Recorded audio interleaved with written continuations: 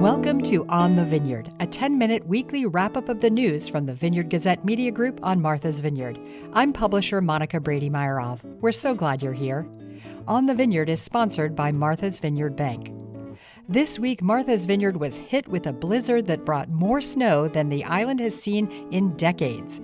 The total tally was 20 inches, and that was on top of a foot of snow from previous storms. The heavy weight of the snow snapped trees and power lines, leaving almost half of the residents of the island in darkness and without heat at the height of the storm. So this was one of the more intense snows we've had on the island in a long time. It is probably right up there for the most snowfall in a 24-hour period. We'll hear more about the storm in a moment. The island's spirit of community kicked in as warming shelters opened their doors. One was at the Edgartown school. We've got cauliflower chowder. We have shepherd's pie for dinner that's already made. We had pastrami sandwiches. We had turkey and cheese. We had turkey. We have a whole lot of love. Principal Kate Campbell stood in the kitchen dishing out food to about 60 people who stopped by to have lunch, charge their phones, and get warm. Edgartown police helped some elderly housebound residents get to the shelter. And Campbell said everyone pitched in, including the cafeteria staff, making the school the hub of the community as it should be. And we know when you bring people together and food together in warmth, and they could we had 6 different charging stations set up, so people were charging and hanging out, and the kids were playing and doing games and artwork and playing ball. It's been awesome. Lori Hart came with her 88-year-old mother from Chappaquiddick to sleep at the warming center on the night after the blizzard. It was so cold. It's just too cold. I mean, I can handle 24 hours. I'm okay with 24 hours of no heat. But after that, you can't tolerate it. It's just too cold. Now it's all about digging out, shoveling snow and plowing roads and driveways. But crews worked quickly, and by Thursday, the majority of residents had their lights and heat back on. If you want to see a video of downtown Edgartown after the storm, check out On the Vineyard on Instagram. That's the sound of the historic press in the Vineyard Gazette offices in Edgartown printing the paper. This week, the Gazette lost power for a few days, and we have generators, but not enough to run the presses. So we count ourselves among the lucky ones to be fully back on the power grid so we can print the paper in-house, as we do every week. Now it's time to go upstairs to the newsroom and check in with Ethan Genter, the managing editor. This week we are digging out after nearly 2 feet of snow. It was kind of a wild scene out there on Sunday night and Monday morning. I could hear trees snapping around in my yard, and everyone's attempting to get back to normal here. We bring in Haley Sandlow, who is one of the reporters covering the storm. Hi, Haley. Hi, thanks for having me.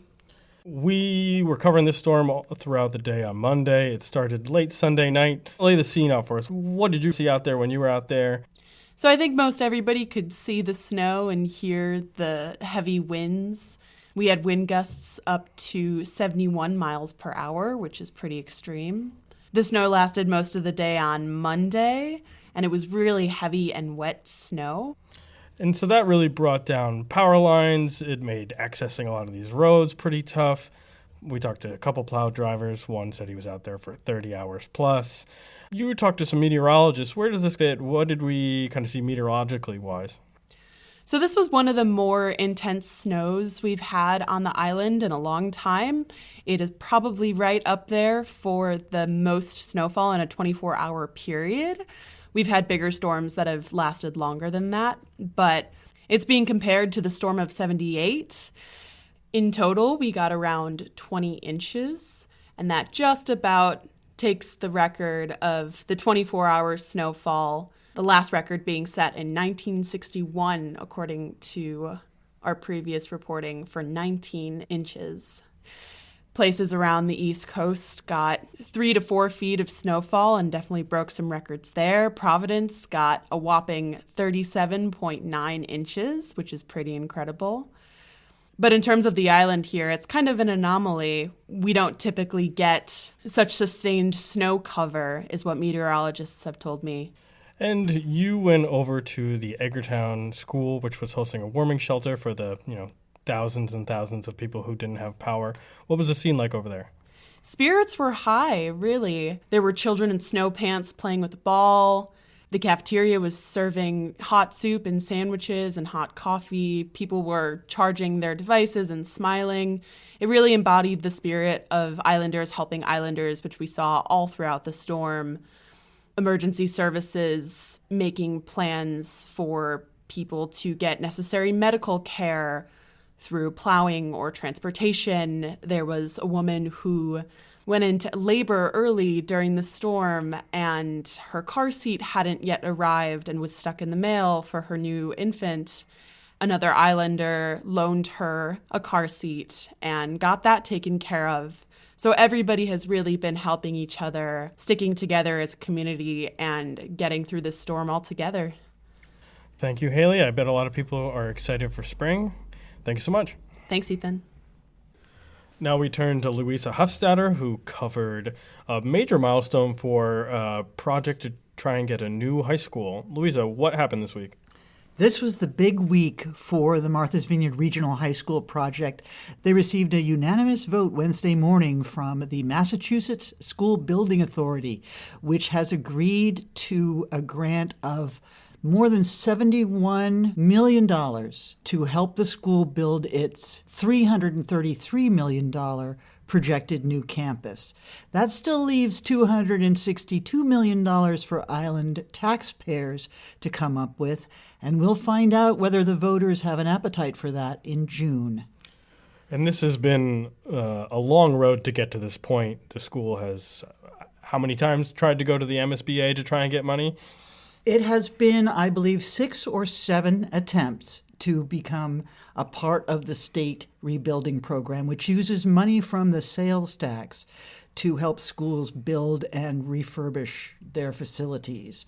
Finally, in 2022, the school made it far enough along to be provisionally accepted into the MSBA program, and now they are well on the road to actually building the school. Again, if the state receives a positive answer from a majority of Island voters within 120 days of this week's vote. And you talked to several officials with the school and the school building committee. What do they say is the next steps here? What are they looking forward to?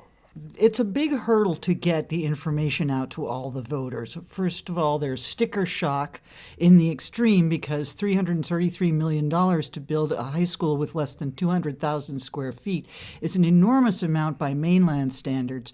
However, Martha's Vineyard construction costs are very high, and this is also a comprehensive high school, meaning that it doesn't just do college prep, but also vocational and career training, arts and sports, and so they have more costly facilities that they have to bring up to meet state educational codes.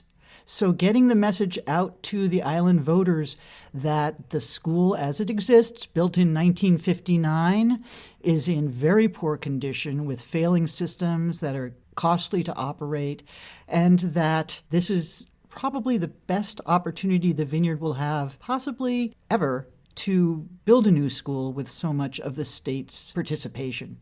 We'll look forward to the continuing coverage. Thanks, Louisa. Thanks, Ethan. You can read more on these stories and all the news for free at vineyardgazette.com. This week, the island will slowly be getting back to normal. It was school vacation last week, so many residents were away and lots of restaurants were closed. As they reopen after the storm, they're going to have to throw away spoiled food and dig themselves out. This weekend is a great time to catch up on all the films nominated for Oscars. The MV Film Center is showing documentary shorts and live action shorts. The Film Center and Edgartown Cinemas are both showing Arco, a French science fantasy film that's up for Best Animated Feature. Or if jazz is your thing, MVY Radio's Dave Kish is at the West Tisbury Library screening a documentary followed by a discussion. And now back to the storm. Islander and Jaws legend Craig Kingsbury has seen some storms. Kingsbury died in 2002, but in 1994, he remembered a blizzard dropping 30 inches around the same time as this storm.